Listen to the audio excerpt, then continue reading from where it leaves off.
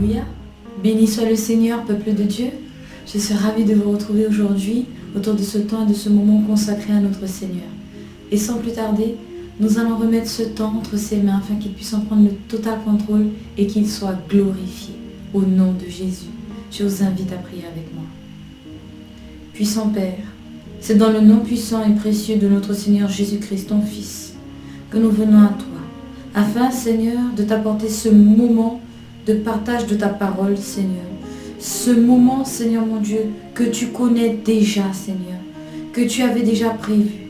Et nous te remercions, Seigneur mon Dieu Père, de nous permettre d'être là ensemble, autour de ta sainte parole, pour que nous puissions nous préparer pour ton retour glorieux, lorsque tu viendras chercher ton Église, Seigneur mon Dieu, que tu puisses la trouver préparée. Et nous nous préparons, Seigneur, avec ta parole que tu nous as laissée, Seigneur. Aide-nous à recevoir tes instructions. Aide-nous, nous voulons recevoir ton message dans notre cœur, afin que ce message puisse nous transformer. Au nom de Jésus, te demandons pardon. Pardon pour nos péchés, pardon pour nos iniquités, pardon pour nos comportements, nos attitudes, nos pensées, nos sentiments, tout ce que nous avons fait aujourd'hui et toute cette semaine qui n'a pas été à ta gloire. Nous te demandons pardon, Seigneur. Te demandons humblement de nous laver avec le puissant et glorieux sang de Jésus de tout péché, de toute iniquité. Et que nos cœurs soient purifiés afin de pouvoir recevoir ta semence et qu'elle porte du fruit en nous. Le fruit du changement radical, le fruit de la repentance, Seigneur mon Dieu. Que nous puissions vraiment être transformés par ta parole. Changer, Seigneur mon Dieu. Changer du tout au tout, éternel mon Dieu, mon roi. Que nous soyons méconnaissables grâce à ta parole, au nom de Jésus. Pour que nous puissions voir Christ vivre en nous. Seigneur, entre tes mains, je suis un instrument qui veut faire ta volonté. Que je sois totalement abaissé. Que mon esprit, ma chair se taise devant toi. Et que tu sois élevé, que tu sois glorifié au nom de Jésus. Nous t'accueillons, Saint-Esprit. Nous t'accueillons ce lieu. Remplis l'atmosphère de ta présence. Que tu puisses également, Seigneur mon Dieu, remplir, Seigneur mon Dieu, l'atmosphère, Seigneur mon Dieu, de tous ceux qui nous écoutent, Seigneur mon Dieu, en ce moment. Tu puisses remplir leur maison là où ils sont, Seigneur mon Dieu, de ta présence, afin qu'ils puissent recevoir ta parole, ton message. Au nom de Jésus, nous te prions et nous te remercions, Seigneur. Amen. Amen. Alléluia, peuple de Dieu. C'est vraiment une grande joie d'être là ce soir avec vous autour de ce message du Seigneur. Ce message important, ce message d'amour. Voici ce dont nous allons parler en ce soir, c'est de l'amour de Dieu. Nous avons vu la fois passée que nous venons au Seigneur parce que le plus souvent nous avons des problèmes et nous voulons des réponses à nos questions, des solutions à nos problèmes. Et malheureusement, bon nombre d'entre nous, nous venons par intérêt et toutes les promesses que nous avons faites au Seigneur, nous les oublions. Et pour certains, c'est pire. Une fois avoir obtenu la bénédiction, ils se servent d'elle pour pouvoir s'enrichir et ils sont complètement détournés des objectifs du Seigneur qui sont le salut, qui sont la sainteté, qui sont la justice et qui sont également parmi ces objectifs la préparation de l'Église pour le glorieux retour de Jésus.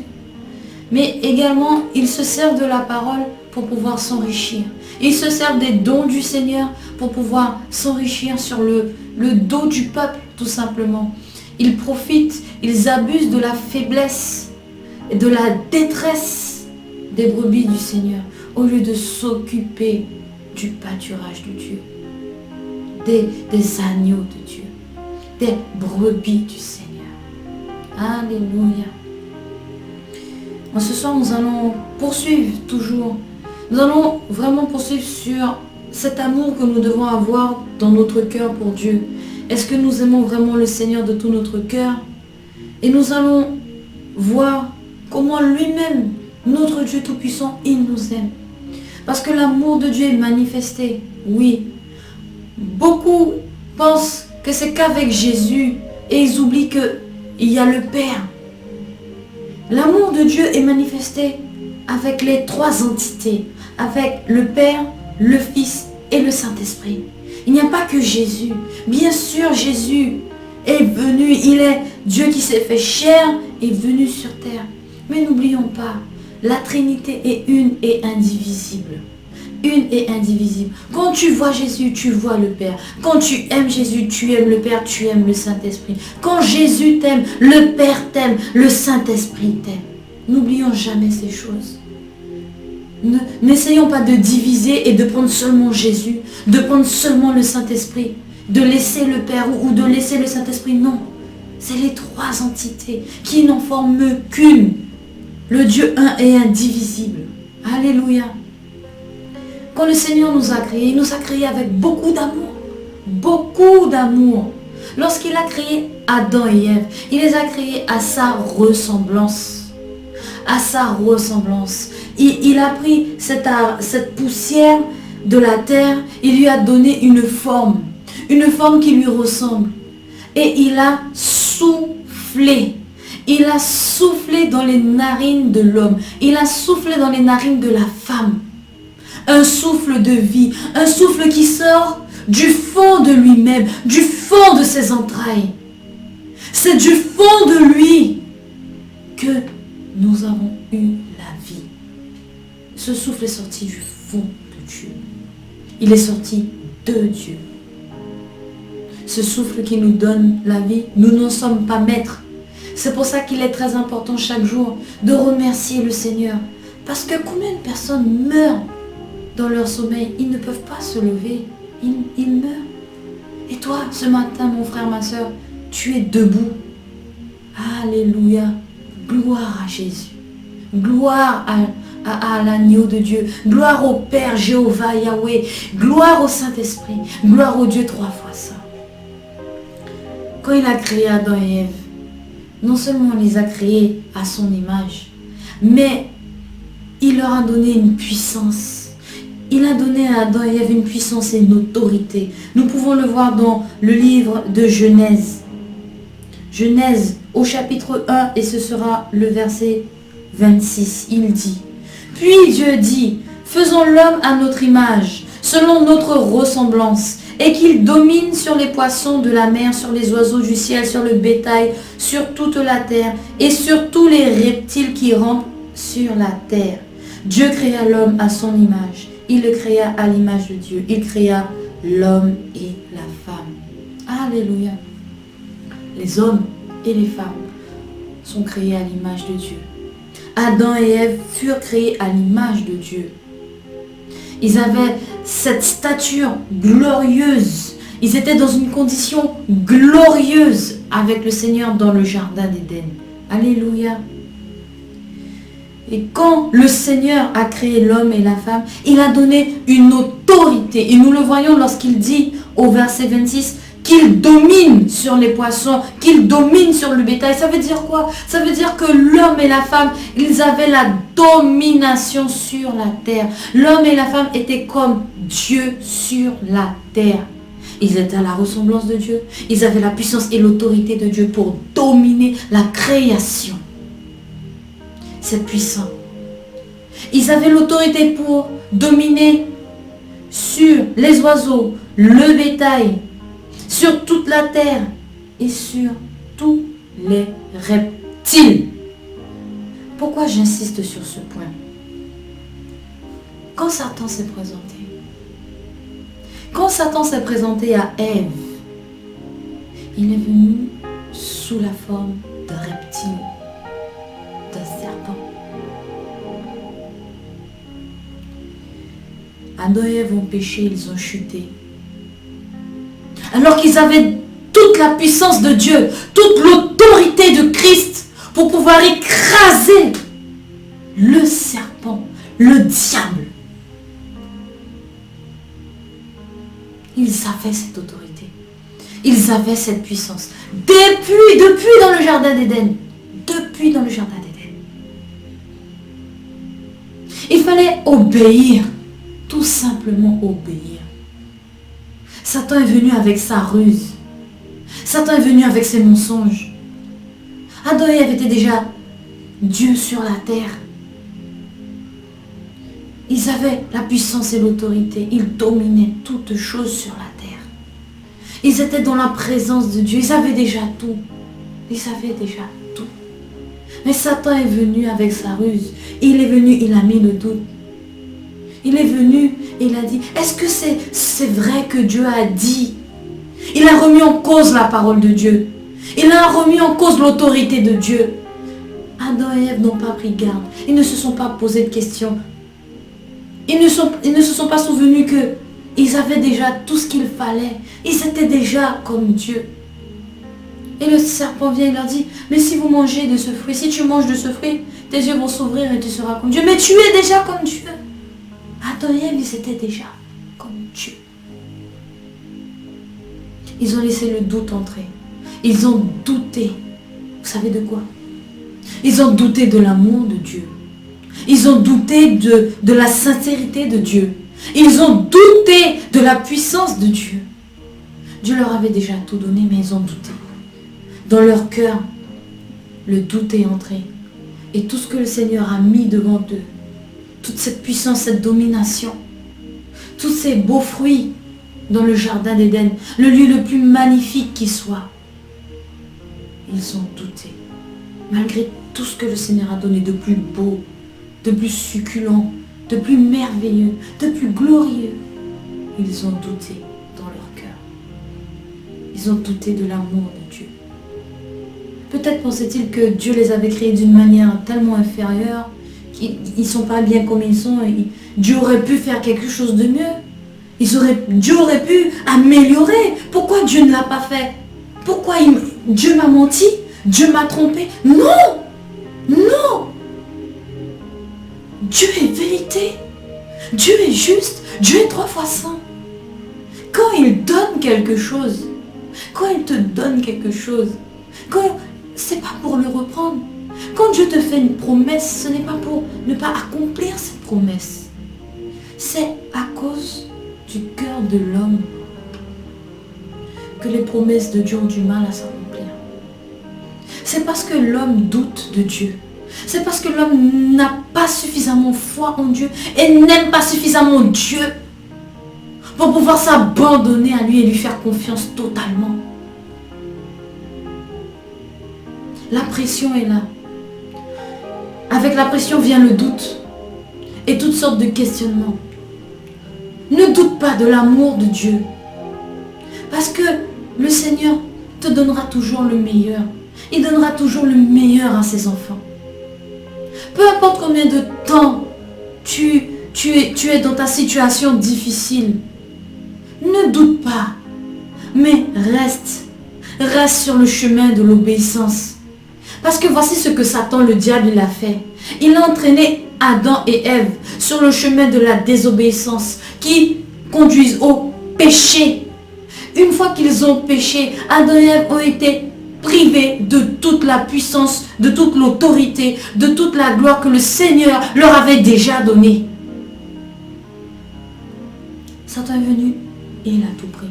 Nous pouvons le voir dans le livre de Luc. Luc 4,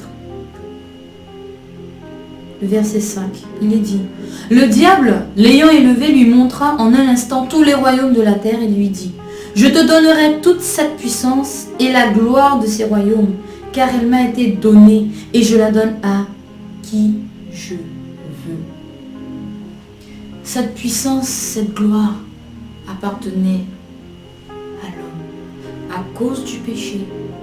Parce que Adam et Ève ont refusé de demeurer sous la domination, sous la protection du Seigneur. Ils ont cessé d'écouter la voix de Dieu, les instructions de Dieu, les ordonnances de Dieu. Ils ont cessé d'obéir à Dieu pour pouvoir aller obéir au diable.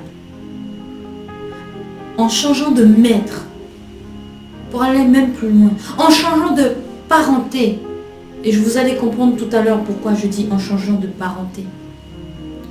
Ils ont été se mettre sous le joug du diable, sous la parenté du diable, sous l'autorité du diable, sous la domination du diable, à cause du péché. À cause du péché. Le diable est venu, il a tout pris. Mais voyez comment c'est puissant. Parce que lorsque Satan est venu avec sa ruse et que le Seigneur a jugé le péché, parce que Dieu ne se contredira jamais, Dieu ne reniera jamais sa parole. Quel Dieu serait-il à ce moment-là? Il n'y a aucune ombre de variation, il n'y a pas de corruption, il n'y a pas de favoritisme. Dieu est un Dieu de justice, il est un Dieu juste. Dans sa justice, il a prévu un plan de rachat pour les hommes, pour toute l'humanité. Et ce plan a commencé depuis dans le jardin d'Éden. Depuis dans le jardin d'Éden, depuis les premières pages de la Bible, le Seigneur a mis en place son plan de rédemption pour toute l'humanité. Voici l'amour de Dieu pour nous, peuple de Dieu. Tellement le Seigneur nous a aimés. Dieu a tant aimé le monde, Jean 3,16 nous dit. Nous prenons beaucoup Jean 3,16 parce que c'est dit vraiment textuellement, oui, que Dieu nous aime. Mais lorsque nous lisons la parole, nous voyons l'amour de Dieu partout, partout. Et dès le livre de Genèse, nous pouvons y aller. Genèse, ce sera le chapitre 3 et le verset, on va prendre à partir du verset 14. Le Seigneur est en train de juger l'homme et la femme qui ont désobéi après qu'ils aient chuté. Et là, il prononce son jugement contre le serpent. Genèse 3, à partir du verset 14, il dit « L'Éternel Dieu dit au serpent, « Puisque tu as fait cela, tu seras maudit entre tout le bétail et entre tous les animaux des champs. Tu marcheras sur ton ventre et tu mangeras de la poussière tous les jours de ta vie. Je mettrai inimitié entre toi et la femme, entre ta postérité et sa postérité. Celle-ci t'écrasera la tête et tu lui blesseras le talon. » Voici l'amour de Dieu. L'amour de Dieu est là, dans ce passage que nous venons de lire. La postérité de la femme. Quelle est cette postérité? Quelle est cette postérité? La postérité de la femme. Peuple de Dieu, il faut comprendre une chose. C'est que tous ceux qui sont dans le péché, tous ceux qui pratiquent le péché, tous ceux qui pêchent, malheureusement, s'ils ne se repentent pas, s'ils ne vont pas dans la repentance, demander pardon au Seigneur et demander au Seigneur de les laver avec le sang glorieux et puissant de Jésus, ces personnes-là seront enfants du diable. Nous allons aller dans le livre de 1 Jean. 1 Jean, ce sera le chapitre 3. Et verset 8, il est dit « Celui qui pêche est du diable. » Celui qui pêche est du diable. Car le diable pêche dès le commencement. Nous arrêtons là. Celui qui pêche est du diable. Tu n'es pas de Dieu. Tu n'es pas enfant de Dieu. Tu es enfant du diable quand tu pêches. C'est terrible. C'est terrible. Et toute l'humanité, à cause d'Adam et Ève, a été enfermée dans le péché. Enfermée. Parce que le sang des boucs, le sang des taureaux, le sang des agneaux n'était pas suffisant. Il n'était pas suffisant pour racheter nos vies. On ne peut pas prendre un sang aussi bas, d'un standard, d'un niveau, d'une capacité aussi basse pour pouvoir sauver l'homme créé à l'image de Dieu. Il faut un sang excellent, il faut un sang pur, il faut un sang divin. Parce que nous sommes de nature, nous étions de nature divine. À cause du péché, cette nature a été corrompue. Mais pour revenir à notre état originel, il nous faut quelque chose qui nous ressemble, quelque chose dont nous avons une parenté, un lien. Il nous faut le sang de Jésus. Il nous faut Jésus. Il nous faut Dieu. Le sang de Dieu. Il nous faut Dieu. Il nous faut Dieu. Il n'y avait que Dieu pour nous sauver. Il n'y avait que lui. Il n'y avait que par lui-même, par le sacrifice de Jésus à la croix, que nous avons pu être sauvés, que nous pouvons être sauvés, que chacun et chacune pourront être sauvés. Il n'y a que par Jésus et par son sacrifice. Si ce n'est pas le cas, lorsque le Seigneur reviendra pour chercher l'Église, il reviendra chercher ceux qui sont de sa famille. Alléluia. Retournons dans Genèse 3. Genèse 3, 15. Je mettrai inimitié entre toi et la femme, entre ta postérité et sa postérité. Celle-ci t'écrasera la tête et tu lui blesseras le talon. Cela veut dire quoi? Cela veut dire qu'il y a une génération qui arrive. Il y a une postérité qui arrive. Une postérité née d'une femme qui est la postérité qui n'a aucun lien avec la postérité du serpent. Il n'y a pas de lien de parenté. Non, c'est complètement différent. C'est deux voies complètement différentes. C'est deux familles complètement différentes. Complètement différentes.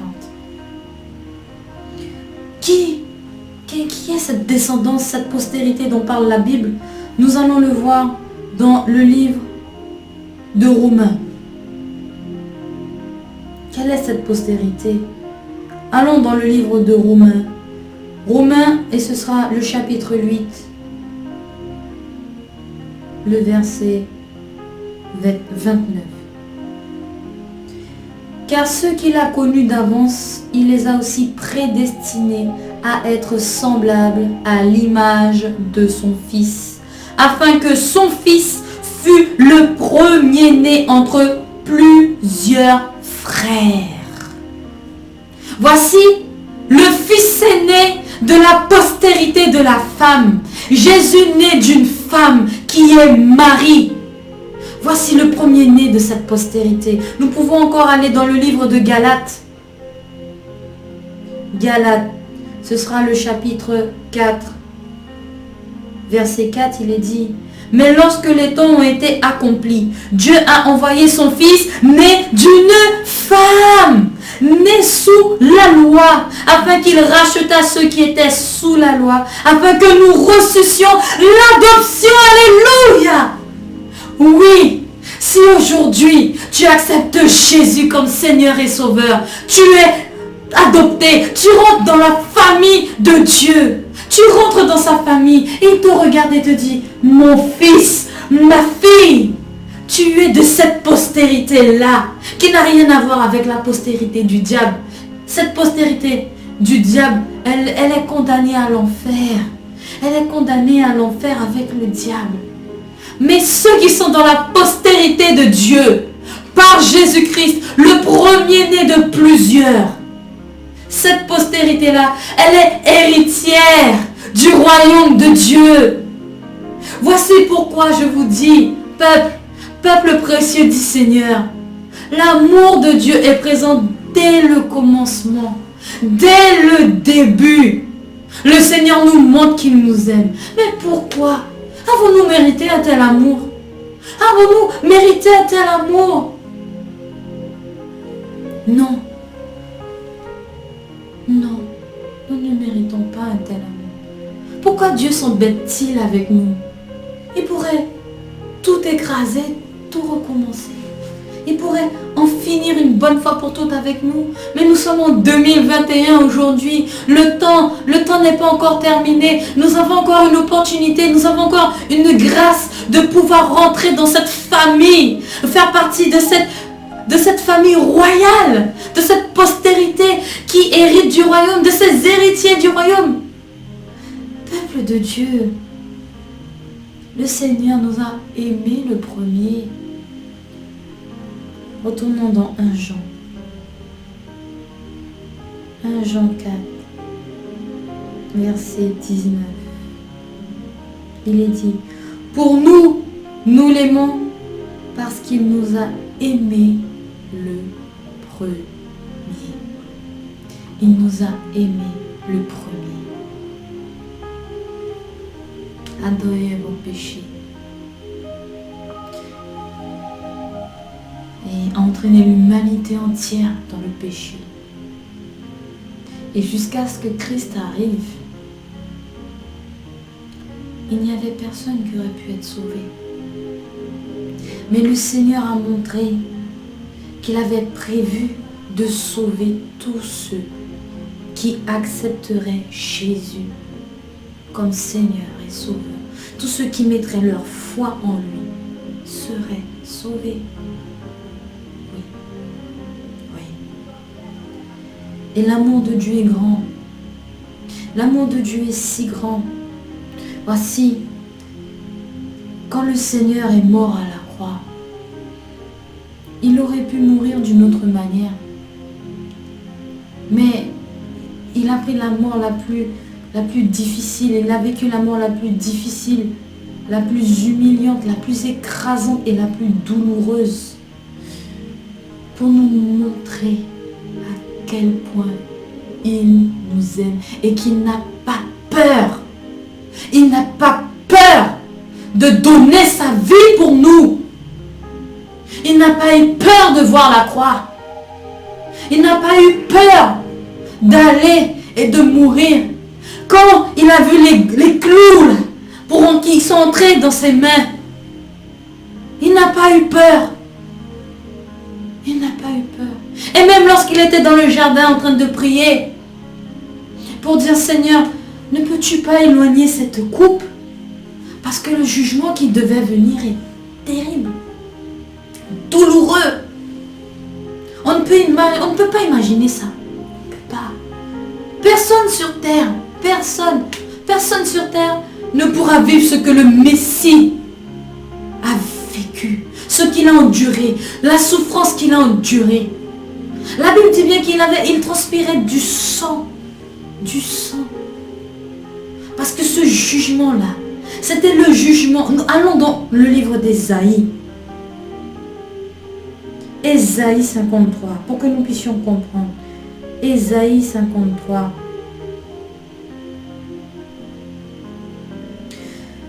On va prendre à partir du verset 1. Qui a cru à ce qui nous était annoncé? Qui a reconnu le bras de l'Éternel? Il s'est élevé devant lui comme une faible plante, comme un rejeton qui sort d'une terre desséchée. Il n'avait ni beauté ni éclat pour attirer nos regards, et son aspect n'avait rien pour nous plaire. Méprisé et abandonné des hommes, homme de douleur et habitué à la souffrance, semblable à celui dont on détourne le visage, nous l'avons dédaigné, nous n'avons fait de lui aucun cas. Cependant, ce sont nos souffrances qu'il a portées, c'est de nos douleurs qu'il s'est chargé. Et nous l'avons considéré comme puni, frappé de Dieu et humilié.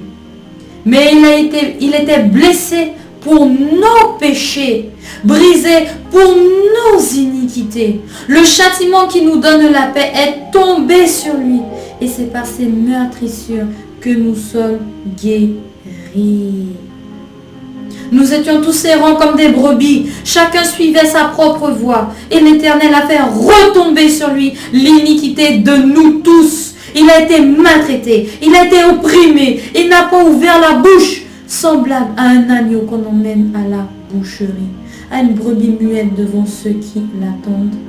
Il n'a point ouvert la bouche. Il a été enlevé par l'angoisse et le châtiment. Et parmi ceux de sa génération, qui a cru qu'il était retranché de la terre des vivants et frappé pour les péchés de mon peuple. Alléluia. Oui. Frappé pour les péchés de cette postérité. Cette postérité, ces hommes, ces femmes, ces enfants qui acceptent le Seigneur dans leur vie et qui, grâce à la mort et par la mort de Jésus à la croix, n'ont plus besoin de souffrir le jugement. Le jugement a déjà eu lieu. Jésus a pris la sentence. Voilà encore l'amour de Dieu. L'amour de Dieu est partout, dans l'Ancien Testament, dans le Nouveau Testament. L'amour de Dieu n'est pas seulement dans le Nouveau Testament avec Jésus. Dieu le Père, il aime son peuple. Dieu le Fils, il aime son peuple. Dieu le Saint-Esprit aime son peuple. C'est pour ça qu'on ne peut pas dire oui, il faut laisser la loi et on est sous la grâce. C'est parce qu'il y a Jésus. Jésus, il est cool. Jésus, avec Jésus, on peut tout faire. On peut se permettre de faire toutes choses. C'est pas grave si on n'arrive pas à obéir aux 10 commandements. Mais qui peut d'ailleurs obéir aux 10 commandements? On est sous la grâce. On est sauvé. Par Jésus-Christ, il a déjà tout fait. Et puis, si jamais nous péchons, c'est pas grave. Hein. On est sauvé, mais comme au travers du feu. Peuple de Dieu, c'est renier l'amour de Christ d'avoir une telle pensée. C'est renier l'œuvre de la croix. D'oser penser que parce que tu es sauvé, que tu peux pécher comme tu veux, que tu peux faire ce qui te plaît, et que lorsque tu tombes, malheureusement que tu as péché, pas besoin de repentance, tu peux continuer dans ta vie de péché. De toutes les façons, Jésus est mort, je l'ai accepté comme Seigneur et Sauveur, donc c'est pas la peine, j'ai péché.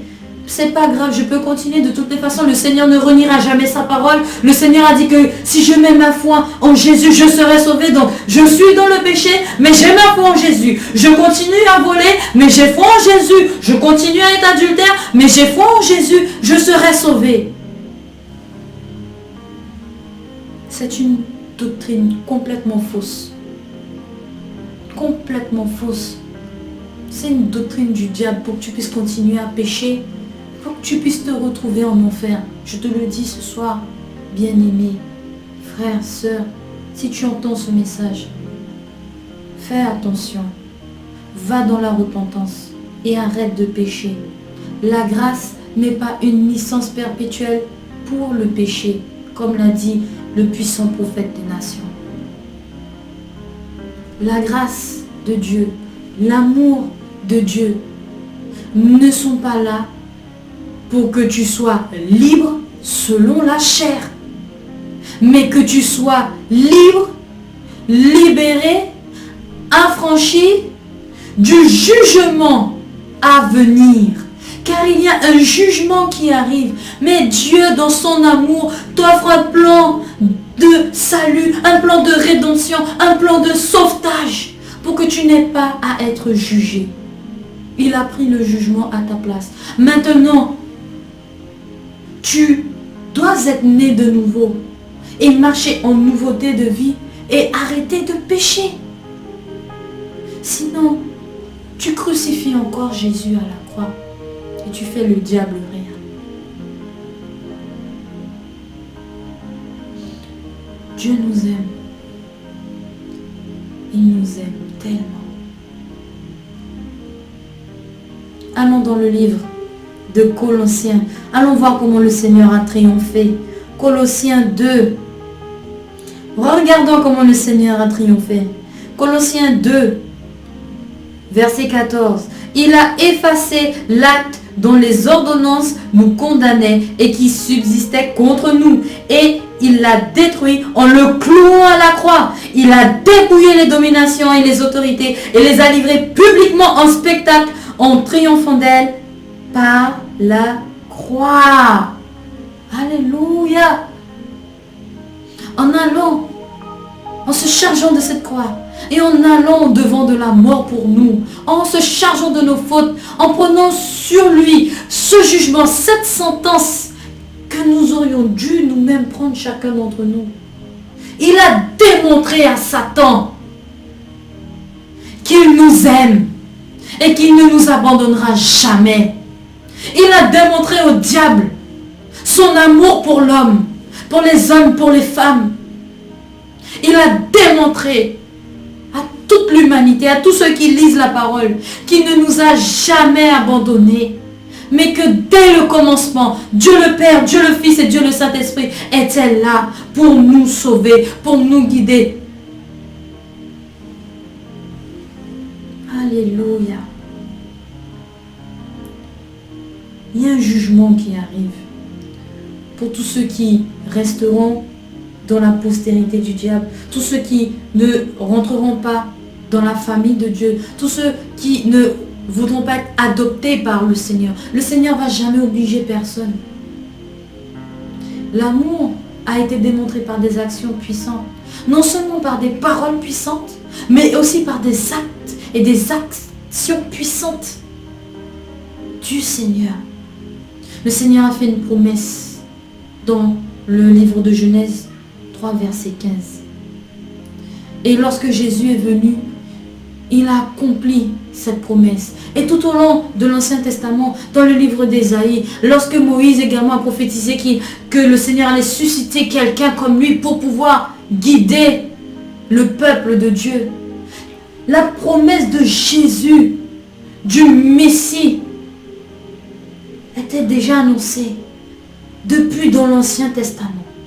Et ça a commencé depuis Genèse et ça a continué. Ça a continué, ça a continué. Ça a continué. Et aujourd'hui, bien-aimé peuple de Dieu, le Seigneur te montre encore son amour. Il t'appelle. Il t'appelle à la repentance. Il t'appelle à venir à Dieu, à venir à Jésus, à te faire baptiser au nom de Jésus en totale immersion, à l'accepter comme Seigneur et Sauveur, à te faire laver par le sang de Jésus de tous tes péchés, de toutes tes iniquités et à changer radicalement de vie, à changer radicalement de voix. Tu as bien lu, nous avons bien lu tout à l'heure, il n'y a que 2 postérités. Ça veut dire qu'il n'y a que 2 chemins. Il n'y a pas de 3e chemin. Il n'y a pas une 3e postérité. Il n'y a pas une postérité hybride. Il n'y a pas un chemin hybride. Il y a la postérité du diable et la postérité de Dieu. Il y a la postérité du serpent, la postérité de Jésus.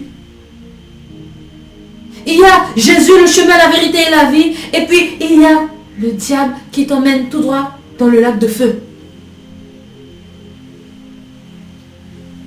En d'autres termes, pour dire les choses autrement, en ce soir, voici le message du Seigneur.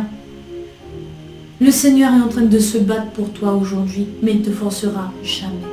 Il forcera jamais quiconque à l'aimer. Il va te montrer son amour. Il va te le montrer et te le démontrer.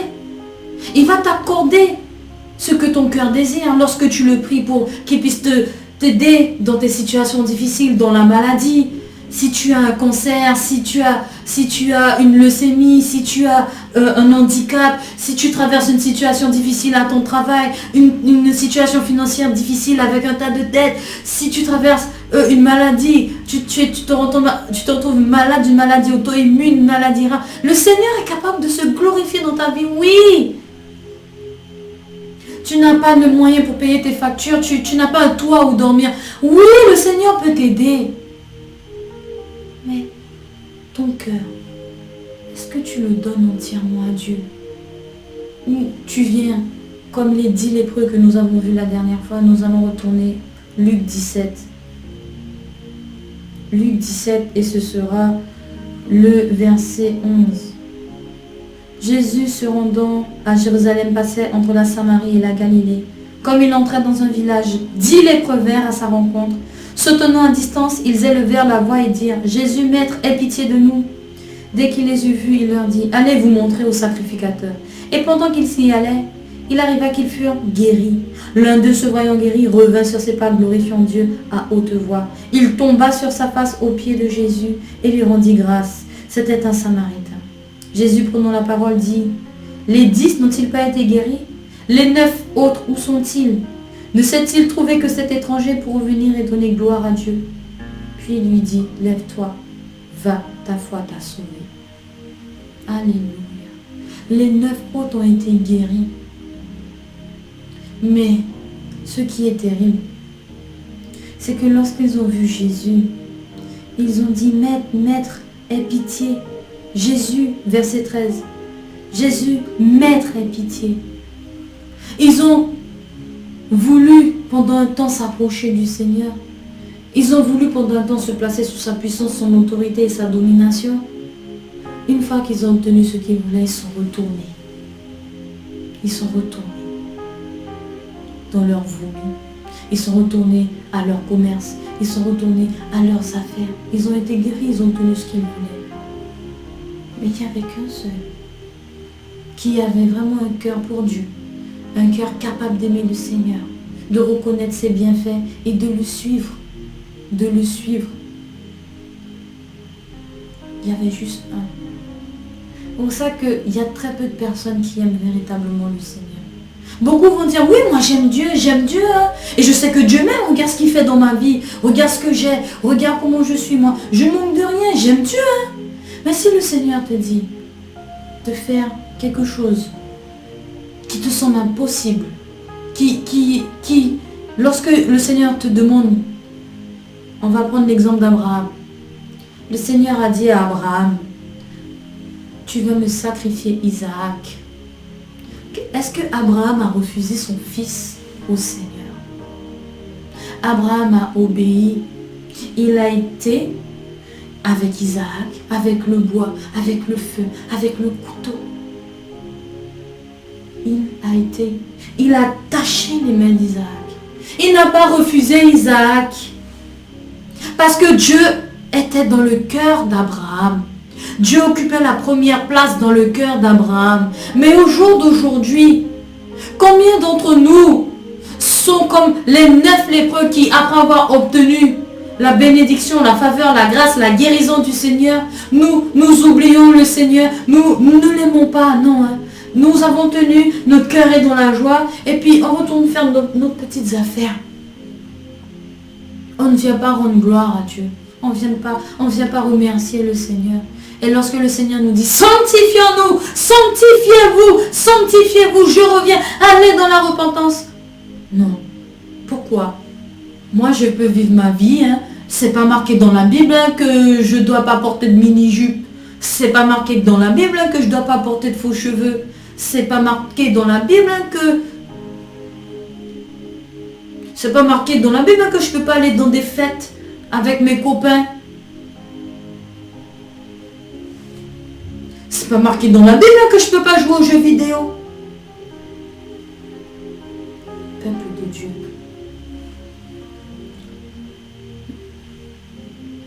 Le diable agit de manière tellement subtile que sans s'en rendre compte, le peuple s'attache à diverses choses qui prennent petit à petit de la place dans son cœur.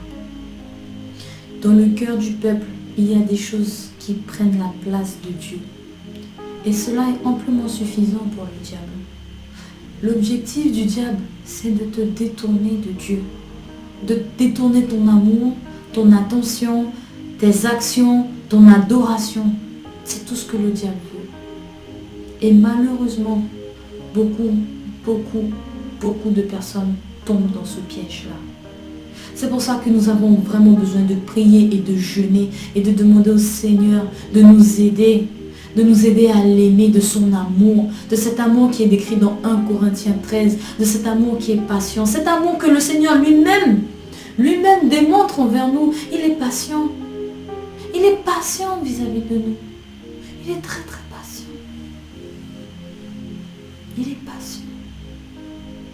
Et même lorsque c'est écrit qu'un amour qui n'est point jaloux, le Seigneur ne parle pas de la jalousie des hommes. Hein. Non, il ne parle pas de la jalousie des hommes. Il parle d'une jalousie divine et pure. Cette jalousie-là dont le Seigneur parle, cette parfaite et merveilleuse jalousie, c'est une protection. C'est d'un amour puissant dont on te parle là. Rien à voir avec les choses humaines et charnelles que nous connaissons ici. Notre Dieu n'a pas de faille humaine. Non, il n'a pas de faille humaine. Notre Dieu, il est parfait. Il est patient, riche en bonté, miséricordieux. Il nous aime. Encore ce soir, il nous le dit. Et je vais même aller plus loin. Dans la postérité qui est décrite dans Genèse 3,15, il est dit que le serpent va venir pour mordre le talon de la postérité des enfants nés de cette femme. En d'autres termes, cela se traduit de la manière suivante. Tu es un chrétien. Ne pense pas une seule seconde que Satan va te laisser tranquille. Tout ce que on te dit là, tout ce que tu entends mon frère, ma soeur dans l'apostasie, on te dit oui, voici la prière qui éloignera Satan de ta vie pour toujours. C'est faux. C'est faux. Il y aura conflit. Tu es une lumière. Tu es la postérité de Christ. Tu es de la famille de Dieu. Il y aura bataille, il y aura conflit. C'est biblique. Jusqu'à ce que le Seigneur vienne nous chercher, il y aura ce conflit-là.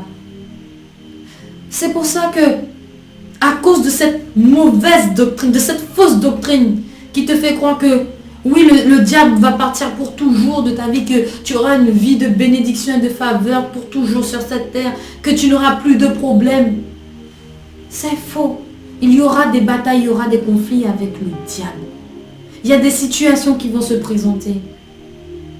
Malheureusement, lorsque ça arrive, c'est à ce moment-là que la foi de certains est brisée, elle est malmenée par Satan. Parce qu'ils se disent, mais Seigneur, si tu es vraiment là, pourquoi tout ça, ça m'arrive? Seigneur, mais si tu m'aimes, pourquoi je suis à la rue? Pourquoi je suis malade? Pourquoi je n'ai pas encore d'enfant? Pourquoi je ne suis pas encore mariée? Seigneur, tu m'as oublié? Non, le Seigneur ne t'oublie pas. Mais fais de l'Éternel tes délices. Adore ton Dieu, aime ton Dieu, sers ton Dieu. Fais l'œuvre du Seigneur et laisse-le se glorifier dans ta vie. Va dans la repentance, prie, jeûne, obéis au Seigneur, à sa parole. Toutes les instructions du Seigneur sont dans sa parole. Son amour est encore dans sa parole. Le Seigneur, lorsque les situations difficiles se présentent à toi, ne t'abandonne pas. Tu es dans l'épreuve. C'est pour que tu puisses renforcer ta foi. Parce que dehors, là, il y a le diable. Et le diable, il ne va pas te faire de cadeaux. Son objectif à Satan, c'est de te conduire en enfer avec lui. Parce que lui, il est condamné. Et ce qu'il veut, c'est entraîner le maximum de personnes avec lui. Et l'objectif de Dieu, c'est de t'arracher des griffes de Satan pour te conduire en sécurité dans son royaume. Pour que tu sois heureux pour toujours avec lui. Alors lorsque la situation difficile arrive, ne doute pas de l'amour de Dieu. Continue à l'aimer. Ne doute pas. Ne pense pas comme Adam et Ève dans le jardin qui ont mangé de ce fruit, pensant que Dieu peut-être les avait trompés, ne les avait pas assez bien fait, qu'ils étaient peut-être inférieurs. Non, non. Il ne faut pas être orgueilleux. Il ne faut pas être orgueilleux. Il faut être humble. Il faut être humble. Dieu prendra soin de nous. La Bible dit bien, si Dieu prend soin des petits oiseaux, eh ben, il prendra soin de ses enfants. Il prendra soin de ses enfants. De ses enfants. Et même le méchant, le Seigneur fait pleuvoir sur le méchant comme sur le bon. Il veut voir personne périr. La grâce est offerte à tout le monde. La grâce d'être sauvé est offerte à tout le monde. L'amour de Dieu est offert à tout le monde.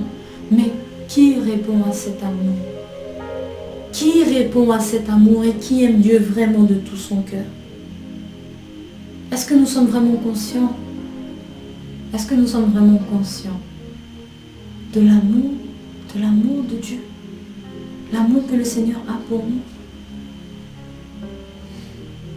Combien de personnes sont mortes pour que nous puissions recevoir cette parole aujourd'hui? C'est encore l'amour de Dieu. Et les personnes qui sont mortes, elles n'ont pas eu peur de mourir pour Dieu. Nous allons aller dans le livre d'Apocalypse. Apocalypse 12.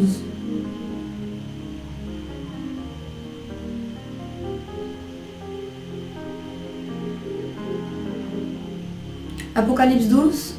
Et ce sera le verset 11. On va prendre à partir du verset 10. Et j'entendis dans le ciel une voix forte qui disait, maintenant le salut est arrivé, la puissance et le règne de notre Dieu et l'autorité de son Christ. Car il a été précipité l'accusateur de nos frères, celui qui les accusait devant notre Dieu jour et nuit. Ils l'ont vaincu à cause du sang de l'agneau, à cause de la parole de leur témoignage. Ils n'ont pas aimé leur vie jusqu'à craindre la mort. N'aie pas peur, même de la mort. N'aie pas peur. Combien de personnes sont mortes pour que nous puissions avoir cette assurance d'hériter de la vie éternelle? N'oublions pas une chose, peuple de Dieu. Cette terre ici, là, la planète Terre, là, n'est pas notre demeure éternelle. Elle n'est pas notre maison éternelle. Aujourd'hui, on se bat pour avoir une maison, pour laisser un héritage à nos enfants. Mais bientôt, tout cela disparaîtra. Allons dans le livre d'Apocalypse. Allons dans le livre Apocalypse 20. 20 verset 11. Apocalypse 20 verset 11. Puis je vis. Ce passage s'intitule le jugement dernier. Jugement dernier. Puis je vis un grand trône blanc et celui qui était assis dessus. La terre et le ciel s'enfuirent devant sa face et il ne fut plus trouvé de place pour eux. Et je vis les morts, les grands et les petits qui se tenaient devant le trône. Des livres furent ouverts et un autre livre fut ouvert, celui qui est le livre de vie. Et les morts furent jugés selon leurs œuvres, d'après ce qui est écrit dans ces livres. La mer rendit les morts qui étaient en elle. La mort et le séjour des morts rendirent les morts qui étaient en eux. Et chacun fut jugé selon ses œuvres. Et la mort et le séjour des morts furent jetés dans les temps de feu. C'est la seconde mort, les temps de feu. Quiconque ne fut pas trouvé écrit dans le livre de vie fut jeté dans les temps de feu. Ce livre de vie renferme le nom de toutes les personnes qui ont accepté le Seigneur Jésus comme Seigneur et Sauveur et qui ont obéi au Seigneur, qui ont obéi en ses commandements, qui ont gardé sa parole comme il est écrit dans la Bible. Si tu m'aimes, garde ma parole et mets-la en pratique. En d'autres termes, si tu m'aimes, prends ta croix, suis-moi. En d'autres termes, si tu m'aimes, ne fais plus ta volonté, mais fais la volonté de Dieu, comme moi-même j'ai fait la volonté de Dieu, la volonté du Père. Alléluia. L'amour de Dieu est encore manifesté. Personne ne peut dire qu'il est sauvé si son nom n'est pas écrit dans ce livre. Et tu ne pourras pas dire que tu es sauvé, que ton nom est écrit dans le livre si tu continues à pécher, à demeurer dans le péché à cause de cette fausse doctrine-là qui dit que nous sommes sous la grâce. Nous sommes sous la grâce. Nous sommes sous la grâce. Allons dans le livre de Romains. Romains, ce sera le chapitre 6, verset 1. Que dirons-nous donc? Demeurions-nous dans le péché afin que la grâce abonde? Allons dans le verset 15. Quoi donc? Pécherions-nous parce que nous sommes non sous la loi mais sous la grâce? La loi. Nous ne sommes plus sous la loi, nous sommes sous la grâce. Vous êtes trop du côté de la loi. Il n'y a pas assez d'amour. L'amour de Dieu a été manifesté depuis la loi. L'amour de Dieu a été annoncé depuis la loi, sous la loi, depuis l'Ancien Testament. Donc ceux qui viennent et qui disent oui, mais l'Ancien Testament, c'était dur. Maintenant, dans le Nouveau Testament, c'est plus simple. Hein? Non. La parole de Dieu, elle est complète. On ne peut pas prendre que le nouveau et ne pas prendre l'ancien. On ne peut pas prendre que l'ancien et ne pas prendre le nouveau. C'est tout. C'est tout. Tu prends le tout. Parce que c'est tout qui t'apprend. C'est en lisant et l'Ancien Testament et le Nouveau Testament que tu vas voir l'amour de Dieu, que tu vas apprendre à connaître Dieu et que tu vas voir que dès le départ, le Seigneur avait déjà tout prévu. Et c'est également dès le départ que tu verras que c'est à cause de la désobéissance que la mort est entrée et que beaucoup iront dans le lac de feu.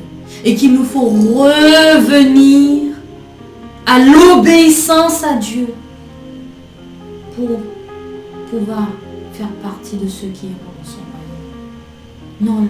Non, il faut sortir cette doctrine-là, cette fausse doctrine-là. La grâce, c'est pas un permis, c'est pas une attestation, c'est pas une autorisation perpétuelle, une autorisation à perpétuité pour pécher. Non, mon frère, ma soeur, tu ne seras pas sauvé comme au travers du feu si tu demeures dans ton péché alors que ce que tu fais là, c'est pas bien. Tu ne fais même pas un effort pour sortir du péché. Ça s'appelle de l'iniquité, ça. Et le Seigneur jugera l'iniquité. Il jugera l'iniquité. Alors, l'amour de Dieu est manifesté par le sacrifice de Jésus à la croix. Et le sacrifice de Jésus à la croix nous appelle à la repentance. Parce que nous ne sommes pas dignes. Parce que le châtiment que Jésus a supporté, a souffert, aucun être humain sur la terre aurait pu prendre, ne serait-ce que pour lui-même. Ne serait-ce que pour nous-mêmes, chacun d'entre nous, ne serait-ce que pour moi, ne serait-ce que pour ma famille, j'aurais pas pu prendre le châtiment pour eux. Même pas pour moi. Parce que c'est un châtiment qui est terrible, c'est la mort. C'est la mort. C'est la mort. Mais nous avons un Dieu. Nous avons eu la mort par substitution. Nous sommes morts en Christ et nous sommes ressuscités en Christ. Pour ceux qui acceptent Christ et qui marchent comme Christ. N'est-ce pas un chrétien? Un chrétien n'est-il pas un petit Christ? N'est-il pas un imitateur de Christ? N'est-il pas de la postérité de Christ? N'est-il pas un descendant de Christ pour pouvoir faire comme Christ? Alors pourquoi? Pourquoi continuer à pécher? Pourquoi dire que c'est impossible? Pourquoi dire que c'est impossible d'obéir aux 10 commandements? Tu ne voleras point, tu ne tueras point, tu ne mentiras point, tu ne commettras pas d'adultère, tu ne seras pas envieux. Quoi, c'est Dieu? Il me dit, le diable il travaille terriblement pour faire entrer toutes sortes de fausses doctrines dans la tête du peuple, pour empêcher le peuple d'arriver au salut. Pour ça, il faut demander au Seigneur le discernement. Il faut demander au Seigneur de nous guider. Et nous ne devons vraiment pas croire une seule seconde que nous sommes méritants de quoi que ce soit. Non. Non. Nous méritons, non seulement nous méritons rien, mais en plus nous ne pouvons pas nous permettre de jouer ni avec le nom de Jésus, ni avec le sang de Jésus, ni avec la parole de Dieu. On ne peut pas venir avec Dieu par intérêt. On ne peut pas venir parce que c'est exactement ce qui est décrit. C'est ça, cette doctrine, c'est l'intérêt personnel là.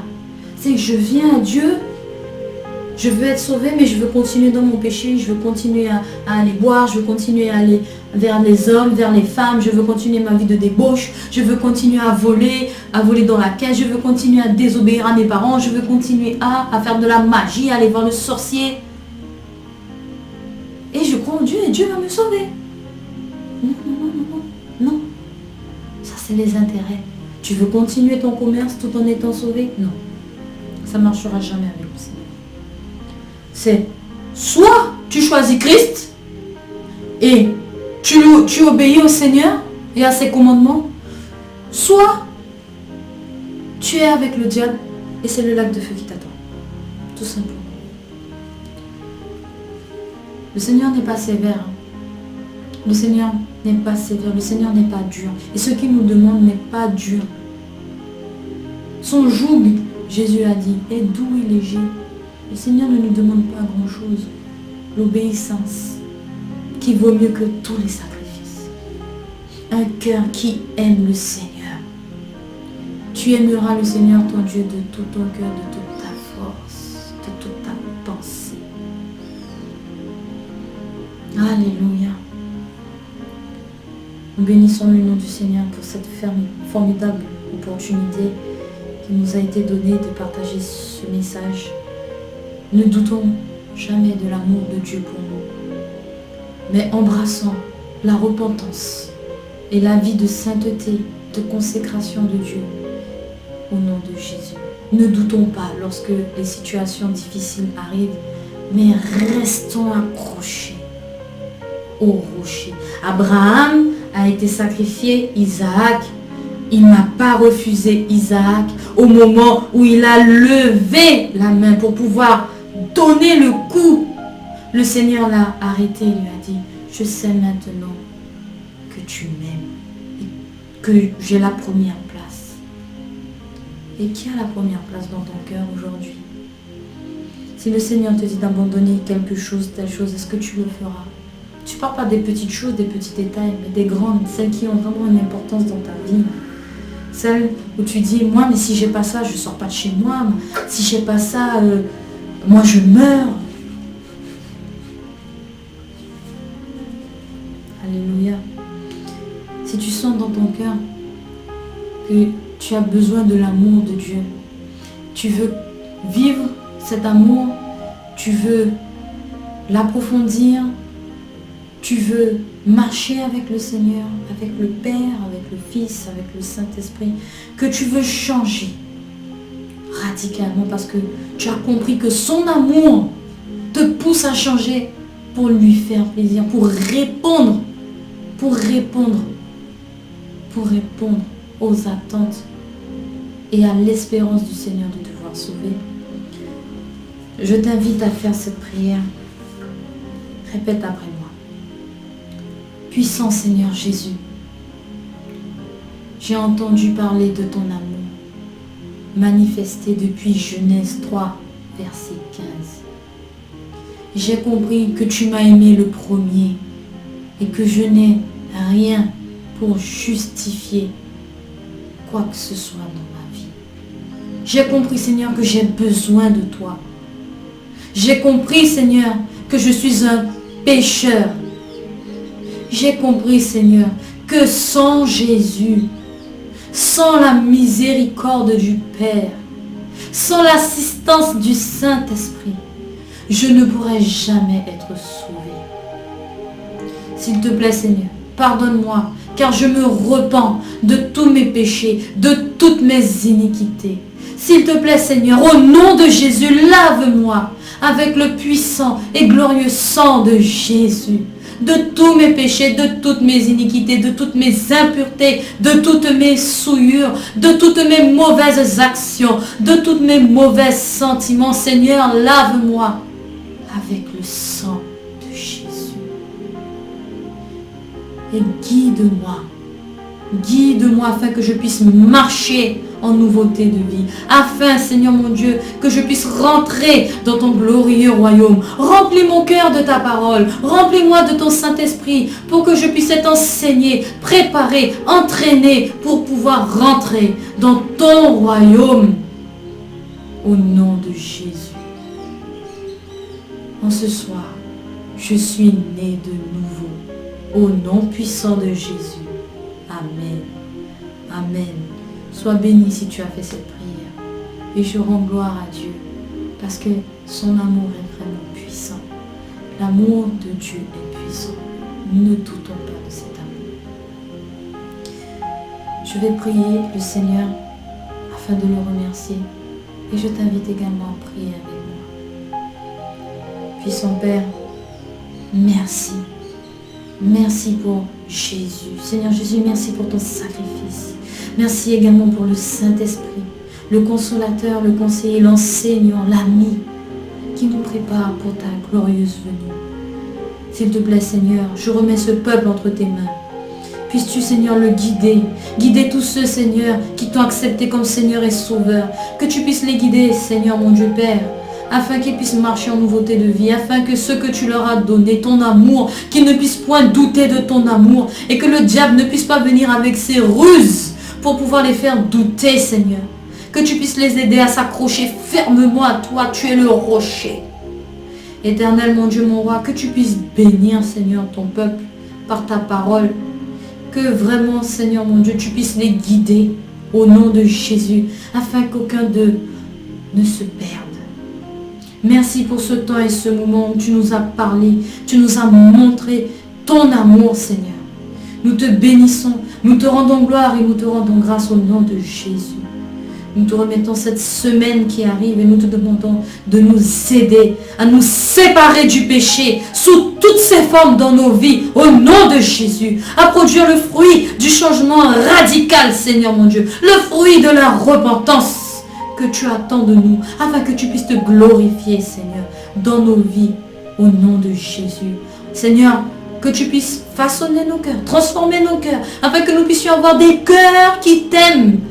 Des cœurs, Seigneur, dont tu seras le souverain maître. Les cœurs, Seigneur mon Dieu, où tu seras assis sur le trône de nos cœurs, Seigneur. Seigneur, merci. Merci pour tout, pour ton amour, au nom de Jésus. Amen. Amen, peuple de Dieu. Soyez bénis et à très très bientôt. Shalom.